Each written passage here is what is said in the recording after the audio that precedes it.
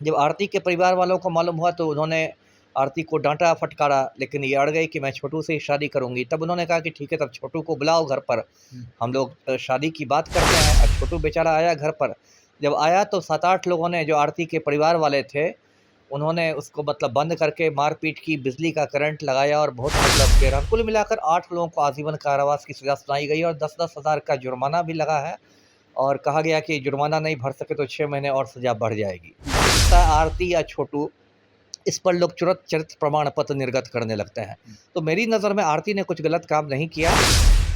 नमस्कार, मैं मनीष और आप देख रहे हैं मीडिया दर्शन। 2 साल पहले अररिया जिले के रहरिया गांव से एक प्रेम प्रसंग का मामला सामने आया था, जिसमें प्रेमी को प्रेमिका के घर में ही उसके परिवार के सदस्यों ने मारपीट किया और बिजली के करंट से उसकी हत्या कर दी गई थी। इसके बाद प्रेमिका आरती ने इस मामले को खूब उछाला और थाने में अपने ही परिवार के सदस्यों का नाम जो है दर्ज कराया। और मृत छोटू के पार्थिव शरीर जब उसके घर उमेश यादव के घर आया तो साथ ही साथ चली आई और कही कि मैं उसकी प्रेम की आखिरी निशानी हूं और मैं छोटू के ही घर पे रहूंगी। और हुआ भी ऐसा ही। बाद में गांव समाज वालों की सहमति से उसके छोटे भाई से शादी करा दी गई आरती की। लेकिन अब फैसला आया है, जिस एफआईआर को आरती ने किया था छोटू के मौत को लेकर के, उस पर फैसला सुनाया गया है, जिसमें 8 आरोपियों को उम्र कैद की सजा सुनाई गई। इसी मुद्दे पे बात करेंगे। हमारे साथ मौजूद हैं पूर्व आईपीएस अधिकारी अमिताभ दास सर। सर, क्या कहेंगे? आरती छोटू का मामला 2 साल पुराना है, जिसमें आरोप लगाई थी आरती की मेरे ही घर के परिवार के सदस्यों ने मुझे मारपीट किया, बिजली का करंट लगाया गया जिससे उसकी मौत हुई है। अब ये फैसला सुनाया गया, 8 लोगों को उम्र कैद की सजा सुनाई गई है। क्या कहेंगे आप? देखिए, यही मैं बताऊंगा कि गर्मा गर्म खबर है, कल की ही खबर है। मतलब अररिया जिले की एक निचली अदालत ने आरती के परिवार के 8 लोगों को, 8 परिजनों को उम्र कैद की सजा सुनाई है, आजीवन कारावास की। और ये पूरा मामला मैं थोड़ा दर्शकों को बताता हूँ क्या मामला है। ये बिहार के अररिया जिले की प्रेम कहानी थी। और अररिया जिले में रानीगंज थाना क्षेत्र में गांव है बढ़उआ। तो ये आरती वहाँ की रहने वाली थी। ये 18-19 साल की लड़की थी। और भरगामा थाना क्षेत्र में गांव है रहरिया, जिसका रहने वाला था छोटू, वो भी 20 बरस का था। तो इन लोग की मोहब्बत जो शुरू हुई वो फ़ोन कॉल पर शुरू हुई। एक रॉन्ग नंबर नहीं लग जाता है, उसी में रॉन्ग नंबर किसी का किसी से लगा और उस पर बातचीत शुरू हो गई।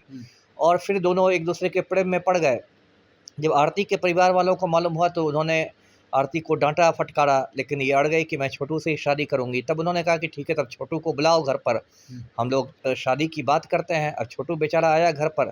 जब आया तो 7-8 लोगों ने, जो आरती के परिवार वाले थे, उन्होंने उसको मतलब बंद करके मारपीट की, बिजली का करंट लगाया और बहुत मतलब बेरहमी के साथ उसका खून कर दिया। उसके बाद आरती ने ये बात पुलिस को बताई। रानीगंज थाना में केस हुआ। केस नंबर है 228/2022 का। ये घटना है 6 जुलाई 2022 की, मतलब मोटा मोटी आज से ठीक 2 साल पहले की घटना है। और उसके बाद आरती के बयान पर ही वो केस दर्ज हुआ। उसके बाद आरती अपने परिवार वालों को छोड़ के छोटू के घर आ गई कि मैं अब छोटू के परिवार में ही रहूँगी। बाद में लोगों को लगा कि कितना समय से रहेगी, तो उन्होंने, उसका छोटू का भाई है मनु से शादी करवा दी आरती की। एक वहाँ अनंत महादेव का मंदिर है, उसी मंदिर में शादी भी हो गई। तो ये मामला था। इसी बीच पुलिस ने चार्जशीट कर दिया और सुनवाई शुरू हो गई।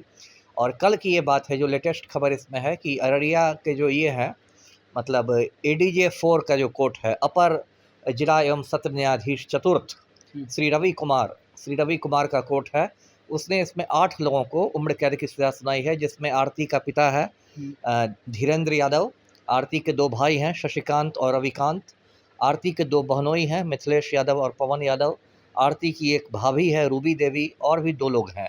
तो कुल मिलाकर 8 लोगों को आजीवन कारावास की सजा सुनाई गई और 10-10 हज़ार का जुर्माना भी लगा है। और कहा गया कि जुर्माना नहीं भर सके तो 6 महीने और सजा बढ़ जाएगी। तो ये मैं दर्शकों को बता दूं इसका कानूनी पहलू कि अभी ये निचली अदालत का फैसला है, लोअर कोर्ट है। नेचुरल है कि जो लोग इसमें दंडित हुए हैं, दोषी पाए गए हैं, वो इसके खिलाफ हाई कोर्ट में अपील में जाएंगे। और फिर ये मामला तो काफ़ी गंभीर है, तो मुझे लगता है सुप्रीम कोर्ट तक चलेगा। लेकिन फ़िलहाल ये 8 लोग जो हैं इनकी मुसीबत काफ़ी बढ़ गई है, क्योंकि उम्र कैद है तो अभी तो ज़मानत भी तुरंत मिलना आसान नहीं है। जी। सर अगर बात की जाए तो जब जुलाई 2022 में ये घटनाएं घटी थी, काफ़ी सोशल मीडिया पे वायरल जी, हुआ ये जी, घटना। जी। लोग आरती के परिवार को पहले ये खरी खोटी सुनाने लगे, लेकिन बाद में जो हरकत आरती के द्वारा किया गया और आरती ने अब छोटू के पहले तो बोली कि हम उसके विधवा बन के रहेंगे, बाद में मनु से शादी हो गई।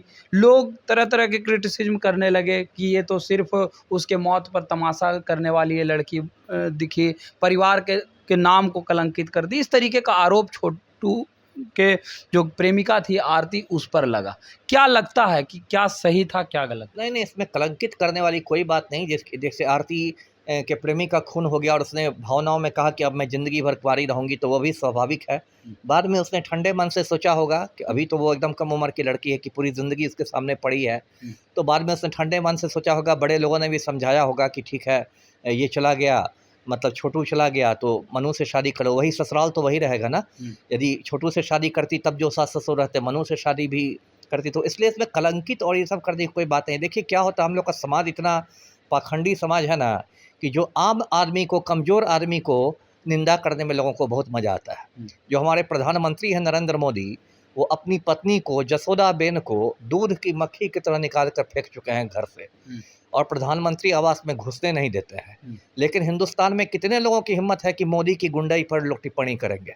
उसमें लोग उल्टे मोदी जी को गौतम बुद्ध से कोई तुलना करता है, कोई क्या कर देता है, क्या-क्या कर देता है ना? उसकी बातचीत कीजिएगा तो लोग सीधे गौतम बुद्ध पर पहुँचा देंगे कि गौतम बुद्ध ने ही बीवी को छोड़ दिया था, मोदी जी ने भी छोड़ दिया। लेकिन जो आम आदमी होता है, आरती या छोटू, इस पर लोग तुरंत चरित्र प्रमाण पत्र निर्गत करने लगते हैं। तो मेरी नज़र में आरती ने कुछ गलत काम नहीं किया और यदि उसने मनु से शादी की तो इसमें मुझे कुछ नहीं लगता गलत है। एक से भावावेश में उसने कहा कि ठीक है, अब मैं ज़िंदगी भर कुँवारी रह जाऊँगी, लेकिन फिर आदमी का ठंडा दिमाग होता है तो आदमी दूसरे तरीके से सोचता है। जी। अगर बात की जाए सर तो आरती छोटू का प्रेम प्रसंग के बाद पूरे बिहार में एक माहौल सा बन गया। क्या लगता है कि इस तरीके का जो विवाह जो होते हैं, जी, जी। ये अभी के समाज में सही है? क्योंकि बहुत सारे परिवार के लोग इस पे तरह तरह के बात रखते हैं अपना कि ये सही नहीं है, गलत है। क्या लगता है आरती छोटू जैसा ही मामला बहुत जगह देखने को मिला? नहीं, देखिए, व्यक्तिगत रूप से तो मैं प्रेम विवाहों का बहुत बड़ा समर्थक हूँ। ऐसे हम लोग का समाज जो है इतना पिछड़ा हुआ समाज है, ख़ास के बिहार के संदर्भ में हम बात करें तो भले कैलेंडर में 21वीं सदी चल रही हो, लेकिन ज़्यादातर बिहारियों का दिमाग जो है वो 13वीं सदी के आगे बढ़ा ही नहीं है। तो इसलिए अभी भी लोग प्रेम विवाहों को गलत दृष्टि से देखते हैं और इसमें तो खैर दोनों एक ही जाति के थे, दोनों यादव ही थे। लेकिन यदि अंतर्जातीय प्रेम विवाह होते हैं या अंतर्धार्मिक प्रेम विवाह होते हैं तो उसमें लोगों को और पेट दर्द करने लगता है। अभी जैसे शत्रुघ्न सिन्हा की जो बेटी है सोनाक्षी सिन्हा, उसने ज़हीर इकबाल से शादी की, एक मुस्लिम लड़के से शादी की, तो उस पर बहुत लोगों को पेट दर्द हुआ, जैसा कि सोशल मीडिया पर मैं देख रहा था। मैं इसमें कोई गलत नहीं मानता और सबसे बड़ी बात है कि प्रेम विवाहों को इसलिए प्रोत्साहन मिलना चाहिए क्योंकि हमारे समाज की 2 बड़ी-बड़ी बुराइयाँ हैं, एक है जाति प्रथा और एक है दहेज प्रथा। ये दोनों बुराइयाँ तभी खत्म होगी या कम होगी जब प्रेम विवाहों को बढ़ावा मिलेगा। जी। तो ये थे हमारे साथ पूर्व आईपीएस अधिकारी अमिताभ दास सर, जिन्होंने सीधे तौर पे कहा कि आरती छोटू प्रेम प्रसंग के मामले में जो 8 लोगों को आरोपी माना गया और उन्हें उम्र कैद की सज़ा सुनाई गई है, ये लोग संभवतः हाई कोर्ट और सुप्रीम कोर्ट तक जाएंगे, लेकिन आरती के प्रेम को इन्होंने कहा कि ये प्रेम सही था और आज भी समाज में अंतर्जातीय विवाह होनी चाहिए। फिलहाल इस खबर में इतना ही। देखते रहें मीडिया दर्शन। धन्यवाद।